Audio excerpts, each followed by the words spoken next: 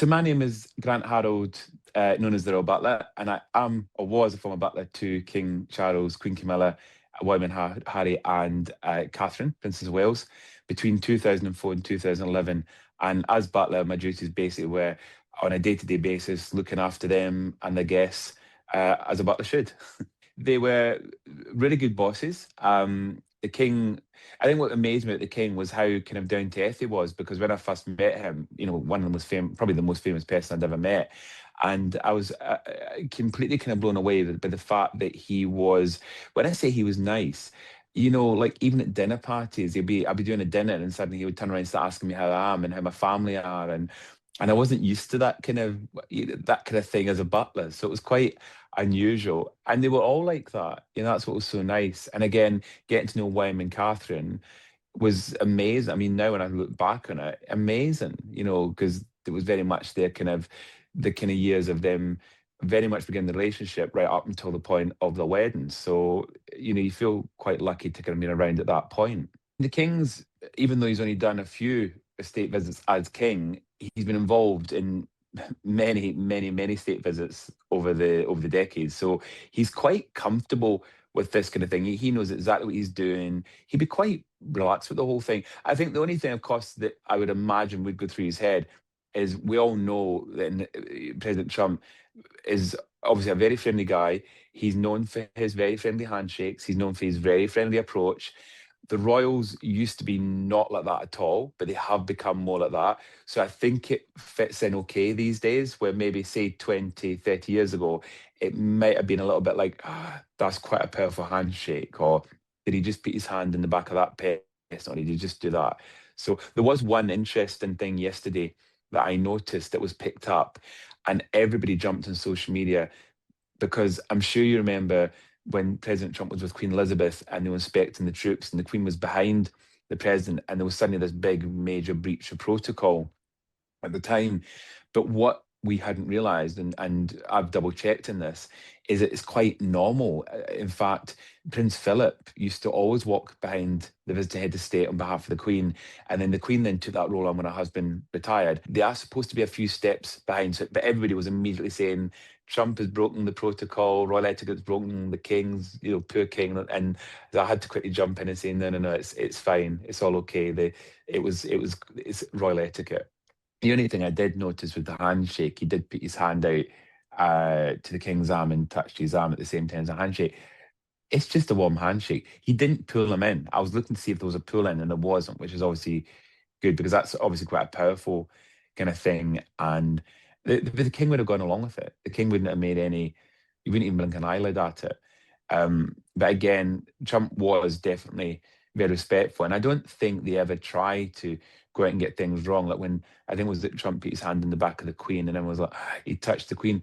These things are so easily done. When you're guiding somebody and you're walking behind them, it's not difficult to suddenly, just put your hand just to give them a bit of support. And remember, she was, the Queen was an elderly lady. So he's maybe just been a gentleman. So there's a very fine line between being a gentleman and royal etiquette being breached, basically. I've no doubt that guidance will be sought by the White House because, with a state visit, there's different elements to it.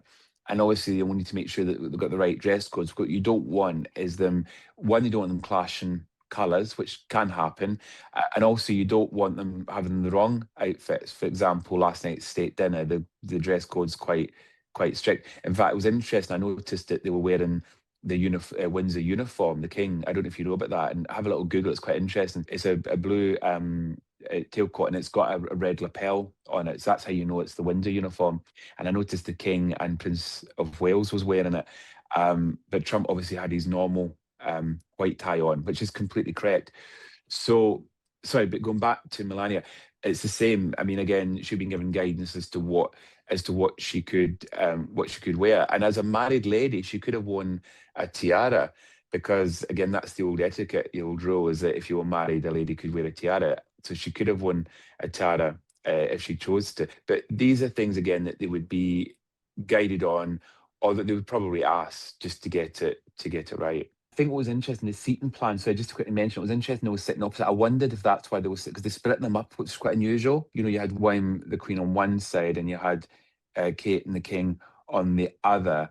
And I noticed that, and I did kind of wonder if that was it definitely been purposely done to kind of sit across from each other, which was interesting because state banquets at the palace are the layup's very different. So, and it was also good for eye contact because they could also maintain eye contact. But I did see that, and I thought it was really nice, really touching. Interesting, he didn't mention Harry.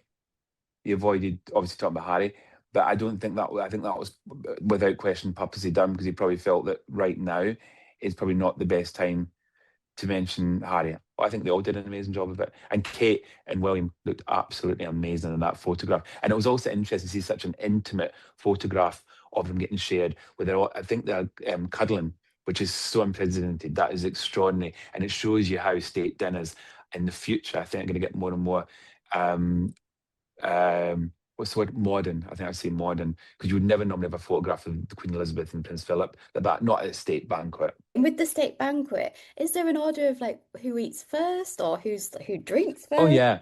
No, well basically the old rule is the king starts and then you start. And when the king finishes, everyone should be finished. It's an unwritten rule. Well, it's not unwritten, it was a rule, but it's not really put it this way, the butlers and everyone follows that rule because that is how it works. But the guests may or may not be aware of that. But the reality is the king is looking around to try to see how everyone's going to. He can't possibly see who's still eating down at that far end of the table. So he will basically he will take his time. He will give people enough time to enjoy each course. But at the same time, when he finishes, that will be a rough indicator that it's time to start clearing the plates.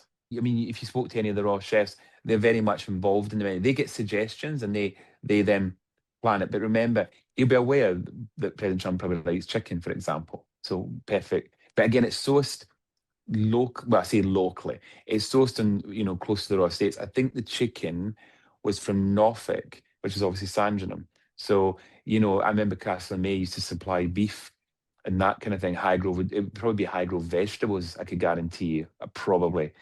So it shows you how the king likes to, source things locally.